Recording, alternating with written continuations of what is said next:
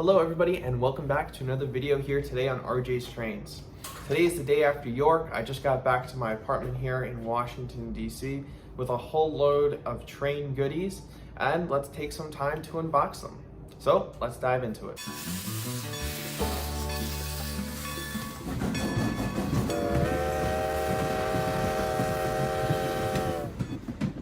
So before I begin to show off everything that I picked up over my 2 days at York, I just want to give a big thank you to a lot of people.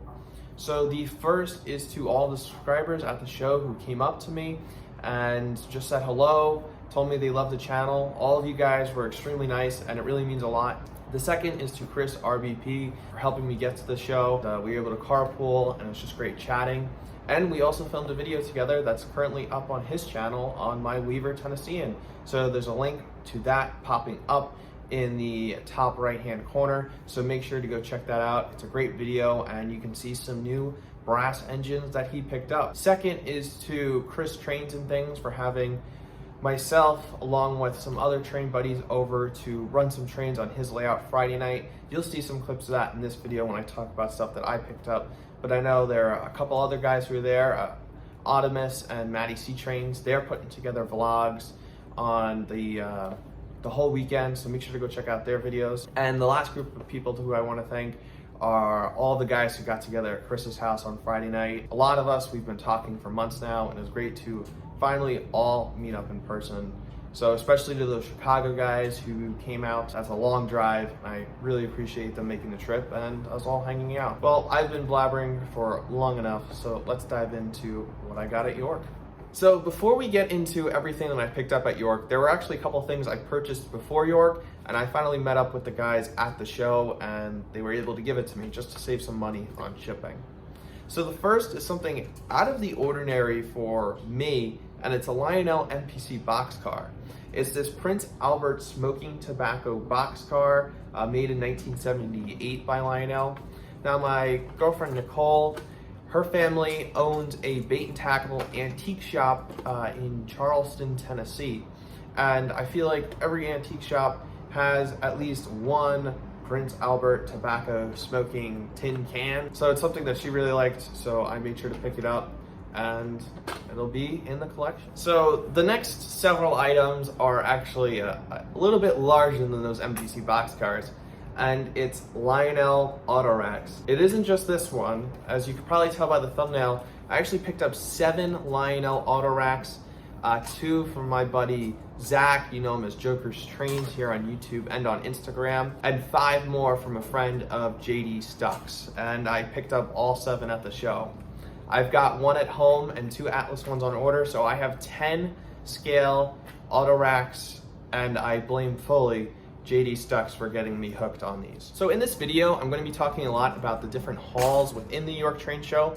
Unfortunately, video and pictures aren't really allowed in most of them, and even in the halls that there were photo areas, I was spending time with my buddies and I didn't want to focus on doing a video and taking away from hanging out with friends that I might only be able to see a couple of times a year. So I apologize for that, but I'm gonna fill it in with pictures and videos to still make this interesting. And one last disclaimer I wanna give before I dive into everything that I purchased.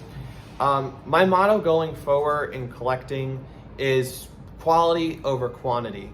I think that if I attended the show last year, I would have bought everything that was in sight. I'm running out of space, and honestly, I don't know when I'm gonna be able to have layout next to me for the foreseeable future. So I really only picked up items that I've been wanting for a long time now or will fit really nice into my collection. Not necessarily like, oh, that's kind of cool, let me pick it up. Although the show is 3 days, I only attended 2 days, Friday and Saturday. I had a couple of buddies who attended on Thursday and they sent me some items that they thought I might be interested. As well as talking to RBP Trains, I decided to start my day in the Orange Hall. And in the Orange Hall is where a lot of the dealers and the big stores and the manufacturers have their booths set up. My buddy Matty C sent a picture of a dealer with 20 K-Line 466Ts. You guys might know them from the latest Legacy run, but these things are beautiful, all die-cast construction. And it's an engine that's always been on my wish list, but it's a pretty obscure locomotive. They do pop up on eBay occasionally, but I picked this up for less than half of what these sell for on eBay. Perfectly new in box, and thankfully I was able to test it on Chris's Trains and Things layout Friday night.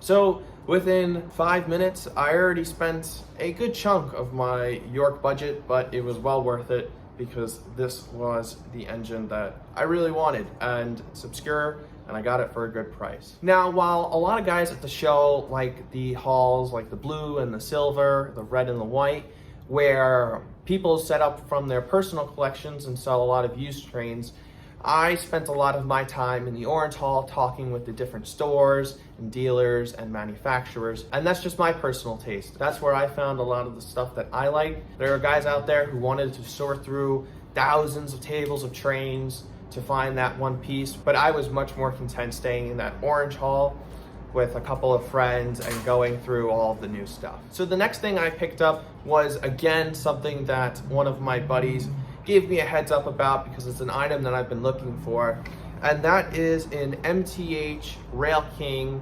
nativity scene flat car, and it actually has LEDs and the figures and the manger all light up. So RBB Chris, when he was at the show on Thursday, spotted 2 of these cars at the Stockyard Express. He picked up one, and then I went back the next morning and picked up this one.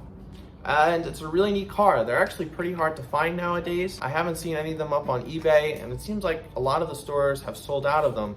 And I have a growing Christmas train. I have those 4 box cars that I did a video on last year, and so I'm really glad to be able to add this to the collection. It's a really nice piece. And the last thing that I picked up in the Orange Hall that day was some products from JT Mega Steam. So I picked up this gigantic bottle of JT's vanilla scented smoke fluid. Another interesting product I picked up from them is their Be Gone cleaner.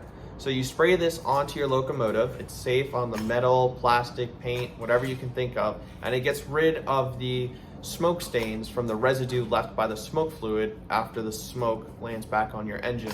So I'm really looking forward to trying this out on my engines because that's a problem that all of us deal with in the hobby. So eventually I worked my way out of the Orange Hall and I made my way over to the Blue and Silver Halls, which were the 2 main halls where people were setting up from their personal collections and looking to sell. And I found this Atlas O Pennsylvania Railroad boxcar. And I had a choice between this one or a New York Central one, and I went with the Pennsy. So this is for all of you guys who think I hate the Pennsylvania Railroad. I don't. I do it as a joke. But this is a really neat boxcar, and I'm really glad to have it in my collection. The funny thing is that I actually have 3 MTH Premier boxcars on order of a very similar design. So this will look great running with all of them, and it'll especially look great running with some Long Island Railroad engines that I have in my collection. So super excited for it. And the last item that I picked up on Friday was in the Yellow Hall. It's usually closed due to COVID precautions, but they opened it up this year because of COVID and spreading people out. And it's from the Metropolitan Division of the TCA, the Metca METCA, and it is a custom Lionel ore car that they did, and it is painted up for the show MASH. It's a show from the 70s and early 80s about the Korean War, and it's one of my favorite shows of all time. They've done a boxcar and this ore car. Both I thought I would never be able to find, but here it is. I found this ore car, paid a lot for it, but at least what I think is a lot for a Lionel ore car, but still really cool, and it'll fit in with the rest of my military train stuff. So the first thing Saturday morning, I went right back to the Orange Hall because there were a couple things that I had my eyes on, but I wanted to walk through the other halls in case there was something I desperately needed in one of them on Friday. And after doing that on Friday, I realized that there were still a few things in the Orange Hall that I wanted to pick up, and the other halls just weren't really for me. So my first stop was at the Trains booth. That's Trains with a Z. And I picked up 2 items. The first is this MTH Premier Caterpillar flat car with a 980G payloader on it. I've always wanted one of these cars. My dad actually operated one of these for work for over a decade. So I'm gonna put some seals for the town that I'm from, and it's gonna be a really neat piece in the collection. Usually they go for quite a bit of money on eBay, but being at York and being able to pay in cash and no shipping, it was worth picking up. Super excited to get in the collection, and it's one of those things to check off. The last thing that I picked up at the trains booth is an MTH Rail King building, which is actually kind of surprising because my layout's for the most part done. But once again, it's just like the auto racks, one of those things that's for the next layout. And it is a bait and tackle shop. Now, if you remember earlier, Nicole's parents own and operate a bait and tackle / antique shop. So found this for a good price in their booth. Got it cleaned up, looking real nice, and can't wait to get this on the layout one day.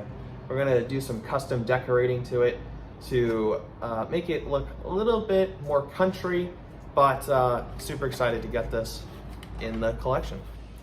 So the last thing that I picked up on Saturday before leaving the show was probably the only thing that I wasn't really wanting or needed to have in my collection, but I've got a great story to go along with it. So last November, I took the trip down to Tiny Tim's Trains in Ashland, Virginia.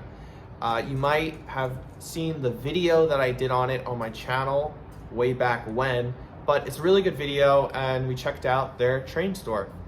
I ended up having a nice long talk with the owner that day. His name's Russell. He's actually an ex-Amtrak employee. So my love of Amtrak, we got to talking, and it turned out he actually remembered me. When I went back to the show on Saturday morning, I was with Chris RBP, who had bought a few things from him, and Jason, who walked around with Chris a lot. So he offered us some donuts, and we got to talking about Amtrak again. Well, Chris picked up an engine from him, and I just wanted to show my appreciation. So I picked up this custom Richmond MTH trolley that Tiny Tim's did. Just to say thank you. So I picked up this custom MTH Richmond trolley that the store did with MTH, and it's a great looking streetcar, but I also purchased it just because Russell's a great guy, and I wanted to help out his tiny store there in Ashland. But the fun thing is that Chris and I were actually invited to head down to Ashland sometime to film a video with him and check out the store, so be on the lookout for that. Well, that's the end of everything that I picked up at the York Train Show, and I think I need to go on a spending freeze for a while when it comes to trains. Unfortunately, I didn't film a vlog like I promised in my community section. Like I said earlier, I just wanted to focus on hanging out with my friends, and I didn't want to have the thought of having to film a video distract me from hanging out with my buddies. But if you want to see me in a York vlog, you're in luck, because coming soon there's going to be 2 vlogs in which I should be kind of featured in. The first is Audimus's vlog. I'll leave a link to his channel down in the description, as well as Maddie C Trains. They both put out great videos and great vlogs, and if you want to see the emotional state I was in during all of this, make sure to go check out their videos. But for now, take care and stay safe, guys.